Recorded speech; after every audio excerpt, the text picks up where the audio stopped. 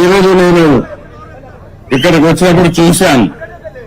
నా ఆలోచన ఏంటంటే గోదావరి నీళ్లు అనకాపల్లి జిల్లాకు రావాలి. గోదావరి నీళ్లు వస్తున్నాయి కానీ విశాఖపట్నం పూర్తిగా తాగేదానికి కానీ పొలాలకు కానీ నీళ్లు ఇచ్చే పరిస్థితి రావాలి.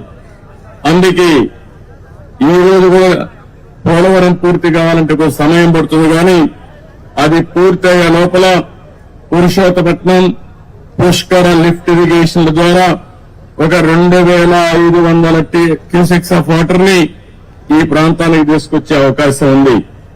అందుకే దీనికి ప్రాధాన్యత ఇస్తాం. ఇక్కడైతే అక్విడెట్ నేను చూశాను, ఈ అండర్ పాస్ కూడా వేయాలి. ఈ రెండు కూడా వార్ ఫుటింగ్ మీద ఈ రోజే టెండర్లు పిలిచి పూర్తి చేసే బాధ్యత ఇంజనీర్లకు అప్పచెపుతున్నానని కూడా నేను మీకు తెలియజేస్తున్నాను. కాలయాపన లేదు, ఇమ్మీడియట్ గా చేయాలి. అదే మరిగా వచ్చిన డబ్బులు అక్కడక్కడ అరాకొరా ఖర్చు పెడితే పనులు పూర్తి కావాలంటే చాలా సమయం పడుతుంది. అందుకని ఒక 800 కోట్ల రూపాయలు ఖర్చు అవుతుంది 93 కిలోమీటర్స్ వరకు పూర్తి చేసుకుంటే. దీనివల్ల దగ్గర 1,00,000 ఎకరాలకు ఈ అనకాపల్లిలో నీళ్లిచ్చే అవకాశం వస్తుంది. ఇప్పుడే ప్రారంభించమంటున్నా. ఎంత వీలైతే అంత తొందరలో పూర్తి చేసి ఉత్తరాంధ్ర సుజల శ్రవంతి ద్వారా ఉత్తరాంధ్ర ప్రజానీకు రుణం తెచ్చుకుంటాం. అది పూర్తి చేసిన తర్వాత ఫర్దర్ గా ముందుకు తీసుకుపోతాం. ఇప్పుడు మనకుండే ఇన్ఫ్రాస్ట్రక్చర్ అంతా ఉపయోగించుకుని ఎక్కడికక్కడ నీళ్లు ఇచ్చుకుంటూ అక్కడి నుంచి ఇంకా ముందుకు పోతే మెరుగైన ఫలితాలు వస్తాయి.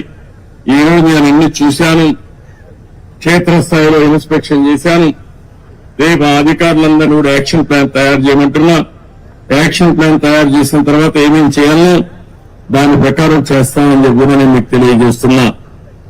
ఈ ప్రాజెక్టు పూర్తయితే 214 కిలోమీటర్లకు పూర్తి చేయాలి. మన ఈస్ట్ గోదావరికి విశాఖపట్నానికి త్రాగునీరు సాగునీరు రెండూ వస్తాయి.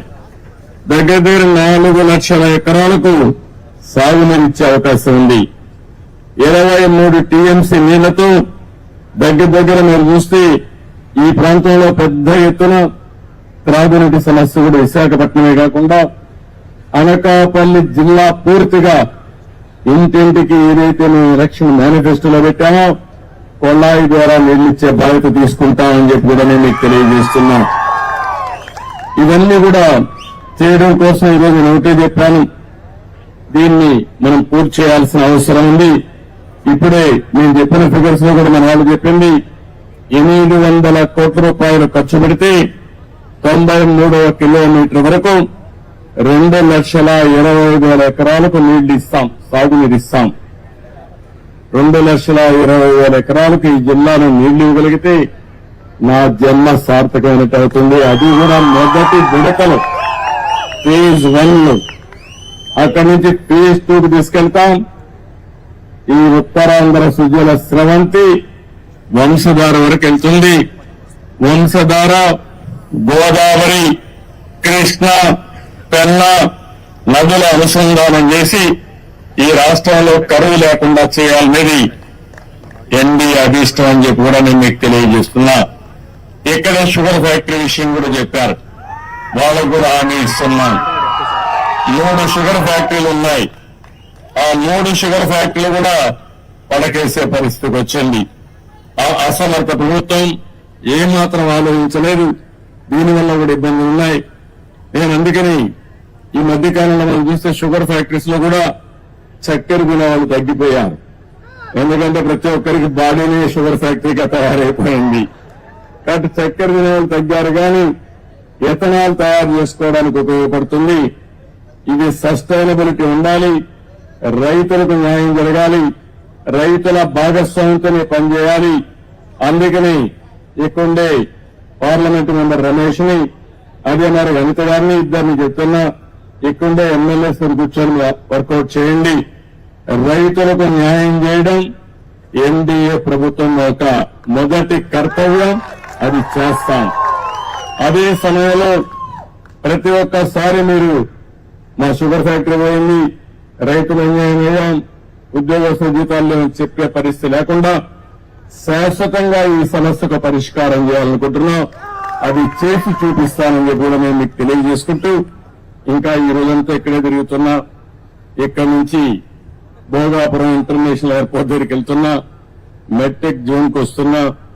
ఈ జిల్లాలో మొట్టమొదటిసారిగా నా పర్యటన మీరు చూస్తే పోలవరం అయింది, ఆ తర్వాత అమరావతి అయింది, నాకు ఓట్లేసిన కుప్పం కాన్స్టిట్యూన్సీ పోయాను, ఆ తర్వాత ఢిల్లీకి పోయి మన రాష్ట్రంలో మొత్తం దివాలా తీశాం. అసలు డబ్బులు లేని పరిస్థితి, ఆ డబ్బులు లేని పరిస్థితి నుంచి ఏ విధంగా అధిగమించాలో ప్రధానమంత్రి గారిని అందరినీ కలిశాను. వారికి కూడా చెప్పాను, నేను కష్టపడతా, మళ్ళా సంపద సృష్టిస్తా, ఆదాయాన్ని పెంచుతా, పేదవాళ్లకు పంచుతాను, ఎక్కడా నాకు అనుమానం లేదు. కానీ ఈ రోజు వెసులుబాటు ఇవ్వాల్సిన బాధ్యత ఎన్డీఏ పైన ఉంది.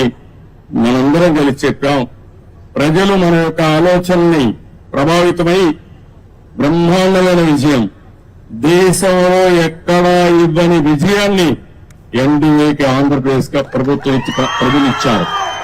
ఇది ఒక చరిత్ర, ఒక హిస్టారికల్ ఎలక్షన్. ఒక నియోజకవర్గంలో 95,000 ఓట్లు ఒక ఎమ్మెల్యేకి, ఎంపీ కాదు. 95,000, 94,000, 90,000 ఈ విధంగా ఊర్లో ఉండే వాళ్ళందరూ ఏకపక్షంగా ఓట్లేశారు, గెలిపించారు. కానీ మీ రుణం తీర్చుకోవడం మా బాధ్యత. అందుకే నేను ఇంకొక మాట కూడా చెప్తున్నా, ఓట్లు వేసాం, మా పని అయిపోయిందని ఇంట్లో పడుకుంటే మళ్ళా దొంగ మాటలు చెప్పే వాళ్ళ మాటలు వింటే వాళ్ళ బజార్లో తిరగనిస్తే మళ్ళా మన బతికేమవుతుందో మీరే ఆలోచించుకోవాల్సిన అవసరం అని